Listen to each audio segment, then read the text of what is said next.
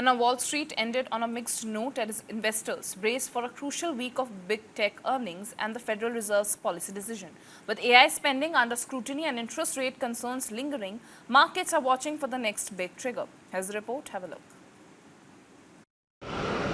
Wall Street ended mixed on Monday, with the Dow gaining 0.5%, the S&P 500 virtually flat, and the Nasdaq dropping marginally. Investors awaited earnings results from big tech companies this week, including Microsoft, Amazon, Meta, and Apple. Of the four, only Apple has seen significant gains this year, with investors concerned about future returns on massive AI spending.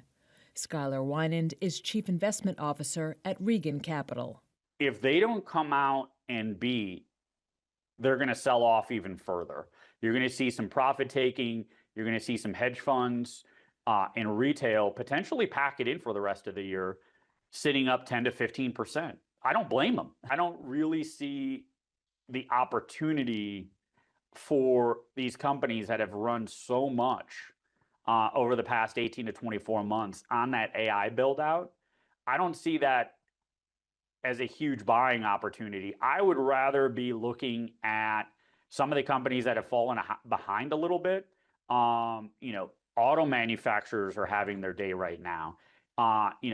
Defense companies are having their day. Some of these companies that will continue to print earnings regardless of what comes from AI build out. The Philadelphia Semiconductor Index extended its recent sell-off, falling more than 2%. It is down 21% from its record high close on June 22nd, but remains up 63% in 2026.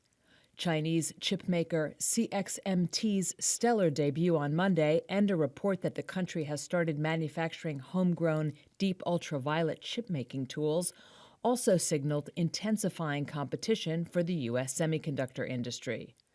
Meanwhile, oil prices slid after President Donald Trump said the administration was having, quote, good talks with Iran, but warned that U.S. strikes would resume if the negotiations failed to deliver. Shares of Occidental Petroleum fell more than 4%, and ExxonMobil also closed lower. Traders this week will also turn their attention to Tuesday's start of the Federal Reserve's two-day policy meeting, with traders projecting a more than 60% chance that the central bank will leave rates unchanged, according to CME's FedWatch tool.